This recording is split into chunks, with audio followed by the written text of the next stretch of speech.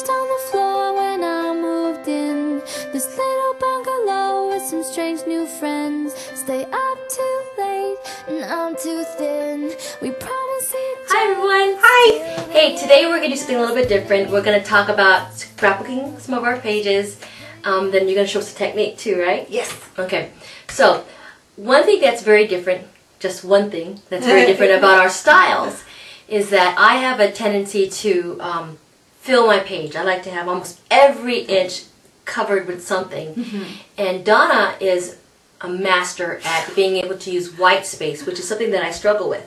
So we're going to talk to you a little bit about... That was actually really fun at CHA. Was it? She was trying to do a white space page. She's like, I can't do this white space page. It was true. It was like 10 o'clock at night. I'm yes. like, I can't do it. In any case, I'll show you how the process that I do to create some of my pages, and then Donna will tell you about what she does to create some of her pages too. Okay?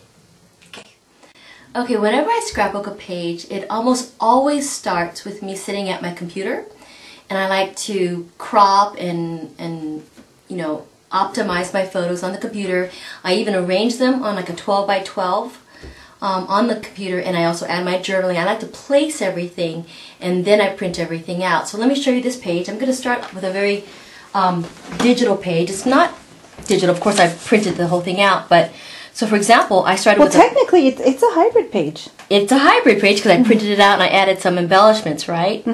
But when I first designed this page on my computer, and I'll see if I can insert a picture, it really begins with all the text, all the photos arranged on just a white background. And then I just delete out the photos and I'll print, for example, the text on blue paper and cut it out. And I'll print this top text on red paper, and I'll just piece everything together again on the page. And that's how I did this page. And then just to give it a little bit of texture, if you want to call it that, I'll add a staples on the edge and I'll brads, okay? So that's really, it's a hybrid page, but really heavy on the computer. Right.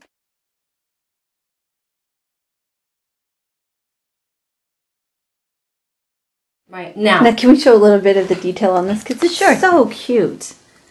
See, I love that you've got the dad plus mom, and then you got kid one, and then you got kid two. It's so cute. Yeah, it's just actually a funny kind of page how it turned. This is when they were kids. We're both chemists, my husband and I, but in the end, we don't really care if our children become chemists. We're not encouraging them to. So Alex said he'd want to be a chef. Andrew says he wants to be a policeman.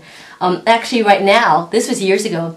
Right now they're saying they both want to be chemists. It's like, no, you don't want to do that. In any case, they can be whatever they want. So that's what this page is. So very much digital. Let me show you how another page, again, hybrid, but now it's got more actual embellishments. And so again, I fill the page out on the computer, and then I print out the photos. This is the photos already as part of this white photo matte paper, which I printed this on pattern paper. And then when I go actually to scrapbook it, I knew that if I placed these two on just plain cardstock, it was just too plain for me. Again, I struggle with white space. So I got a very busy pattern paper. And then whenever I scrapbook, I always fill in the small empty spots. Like, see these two empty spots up here? With just actual product. And I always look for places that are just really empty. Down here, it felt very empty down here. There was this big white space down here. Put a chipboard accent here. I felt it was, again, empty. Added some little chipboard circles, and then at the top I just want to add a little pop of color. So again, starting digital, printing it out, and then when I go to actually create the page, I fill in the empty spots with actual embellishments. Now, something about this layout that I notice is that there's a flow to it. Your eye completely follows. You read the title, and then like your eye's drawn to these because they're going in this direction, and then you read the journaling, and then you get to the bottom, and it's almost like you've got this, almost like an arrow to make you follow this way, and then you see the extra part on the bottom. Thank you. Yeah, I love that. Thank you. Okay. Okay, now this is the cutest layout in the world. This girl's just gorgeous. This was, I made this one for Scrapbooks, etc. And this one, again, this is started off as hybrid, as digital. And then again, this time I really brought in a lot of elements, right? Yeah. So when I was creating this on the computer, I knew I wanted to have photos on the right. I knew I wanted to have a major photo, a large photo in the center, and I did, again, just used, you know, any font to fill in the top. And I printed out the photos, I even printed out the text, and then I knew I wanted to put the title, and I came in with, of course, real embellishments, where I had actually just put sort of temporary placeholders in the computer. And then when I went to go put the photos here, I felt, oh, empty spot up here. So I just put a little stitch there, just really subtle ways to take care of that white space. Brought in the flower, because I had a big empty gap here, brought it in, and just added little stickers, again, to fill the page. So, but again, there's that flow. Again, you read, you see the little pictures, the flowers draw your eyes down to the journaling. It just really, you are the master of making the layout, just the whole thing flow so smoothly. You know, thank you. You know, that's very nice of you. There was something, I can't even remember how it goes, but there was like a little lesson to be learned from like billboards. That you have the big eye-catching part of the billboard that wants you to go from 25 feet to 5 feet to see some of the smaller detail. And the smaller detail draws you even more to where you want to actually read the fine print. And so I could try to incorporate that into my scrapbooking too. So that's a good tip. Thank you. Okay, so that's me filling the page, but I really, really struggle with white space. But Donna does it brilliantly, so let me show you. Thanks. Have her show you how she does that. Okay, so this is probably the layout that is the most white space layout that I've ever done. And it is a picture of my husband. And when I even took the picture, it had, you know, him off to the side. But it is one of my most favorite pictures of him just because he was having such a good time. We were down in San Diego. Hi, Danny. And I was playing with my watercolor papers and I decided to throw something together. Again, this was at 10 o'clock, the night before CHA started.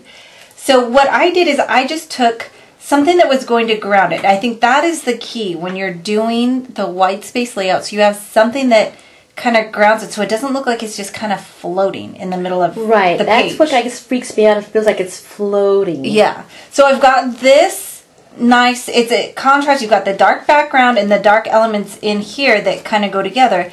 This kind of sets it off a little bit so that you've got something that is holding it down like to the edges. And then I like adding strips across to do the same thing. So it feels like it's anchored. And then I just add a little bit of embellishment to it to, you know, that matches the layout.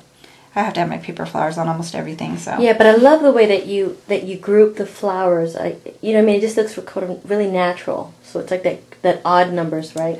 Numbers. Odd numbers. Yes, that is, thank you for that point. That is something that is important, is having things in 3s or 5s, 7s sometimes, but most of the time 3 and 5 is what is most appealing to the eye. So you have this big piece here and then these two here. So that's your 3. And you have the 3 flowers down here.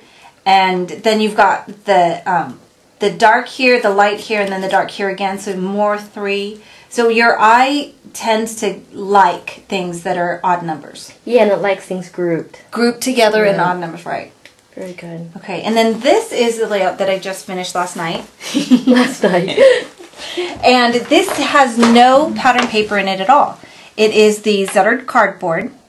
And I did a little tip video on the Zutter cardboard explaining how there's this smooth side of the cardboard and then there is the back side where you can actually see the ridges and there's shiny lines. If you pull the top layer off of this side, the whole thing will just pull off like in almost one piece. Yeah, it comes off easily. But I didn't want to do that because if I would have done that on this side, the whole thing would have come off, and I really wanted to have this smooth side. So there are going to be times when you want to pull from the smooth side. But you toward the center. Yeah, that's and cool. Yeah, this will probably be maybe a project sheet or a class or something, and I'll show how I did that. And then I took my new stamps. This is my butterfly stamp and my All My Love stamp. I've got my vintage bouquet here in the background. And my big-ish flourish is in the background. Love it. So you have white space, but there's still texture with the embossing. Right. And even though, like, there is nothing that is grounding, no paper that is grounding this to the sides or the bottom, but because of the background kind of blending in with it, it feels very grounded. Yeah. Because of that background. Stay up too late and I'm too thin. We promise each other